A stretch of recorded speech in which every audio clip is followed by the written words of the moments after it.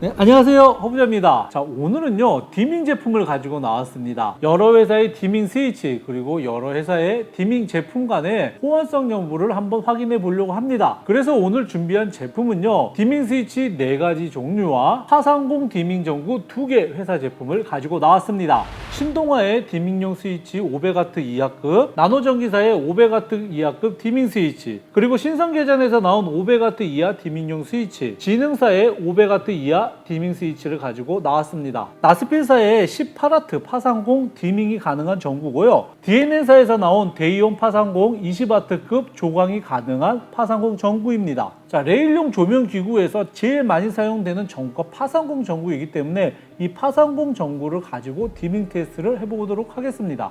자, 이 검은색 방열판을 가지고 있는 제품이 나스필사의 파상공 전구이고요. 흰색 하우징으로 된 파상공 전구는요, DNN사의 데이온 파상공 전구입니다. 첫 번째로 테스트해볼 조광용 스위치는요, 신동아사의 500W 이하용 조광 스위치입니다. 자, 제일 처음으로는요, 이 파상공 전구를 한 개만 연결해서 테스트를 해보겠습니다. 자, 꺼진 상태에서 스위치를 돌리게 되면요, 전체 파워에서 40% 정도 됐을 때 파상공 전구에 불이 들어오는 걸 확인할 수 있습니다. 스위치를 ON 했고요. 네, 40% 정도 되니까 불 들어오는 게 확인이 되고요. 다시 서서히 줄여보겠습니다. 지금 현재 18W의 전구를 4개 꼽았기 때문에 전체적인 최대 소비 전력은 72W입니다. 스위치를 ON 했고요. 천천히 돌려보겠습니다. 30% 정도 켰고요. 40%. 네, 50%가 넘어가니까 불이 들어오네요. 전구를 하나 꼈을 때는 이 다이얼 로그를 40%만 돌려도 점등이 됐었는데, 전구를 4개 꼈을 때는요, 한 55% 정도 켰을 때 점등이 되는 걸 확인할 수 있습니다. 한 20% 정도까지 가게 되면 불이 꺼집니다. 자, 이번에는 DNN사의 파상공 전구로 테스트를 해보겠습니다. 자, 다이얼을 돌려서 점등이 되게 하고요. 네, 현재 30%인데 불이 들어왔습니다. 네. 그리고 40%, 50% 풀로 들어왔고, 다시 서서히 줄여보겠습니다. 한 30% 정도 됐고요. 예, 한 20% 정도 되니까 불이 꺼지네요. 점등을 키자마자 바로 불이 들어오네요. 키자마자 불이 들어왔고요. 자, 10%, 20%, 30%, 60% 정도 돌리니까 지금 현재 최대 밝기가 나왔습니다. 지금 현재 30% 밝기고요. 20%, 10% 밝기입니다. 그리고 더 돌리면 꺼져요, 이제.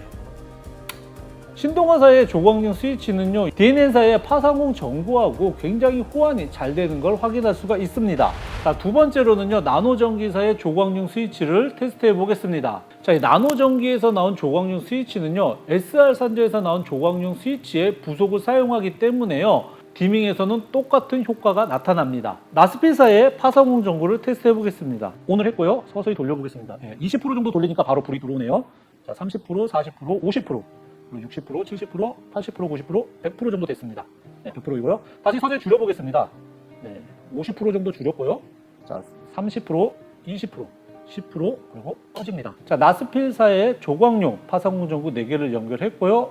ON 해보겠습니다. 10%로 하니까 이 색깔만 지금 불이 안 들어오고 있습니다.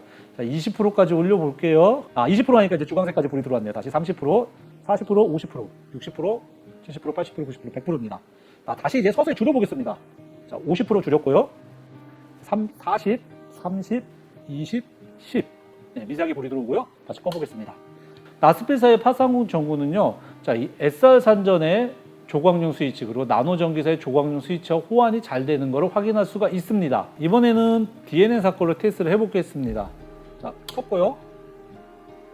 여기 20% 정도, 네, 20%, 30%, 50%. 네, 그리고 100%입니다. 다시 50% 줄였고요. 40, 30, 20, 10. 네, 그리고 떴습니다. 키자마자 또 바로 불이 들어오네요. 10%, 20%, 30%, 40%, 50%. 자, 그리고 100%까지. 네, 엄청 빠르죠.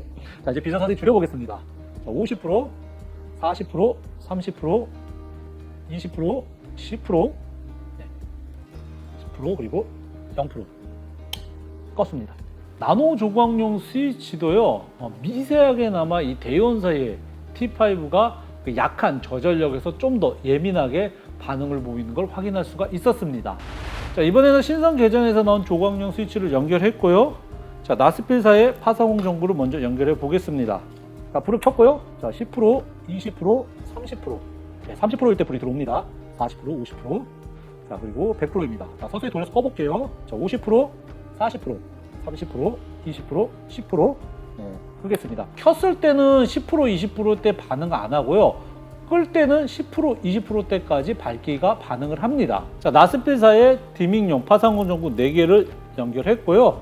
자, 스위치를 켜보겠습니다. 10%, 20%, 30%, 30%, 40%, 50%. 자, 그리고 100%의 밝기입니다.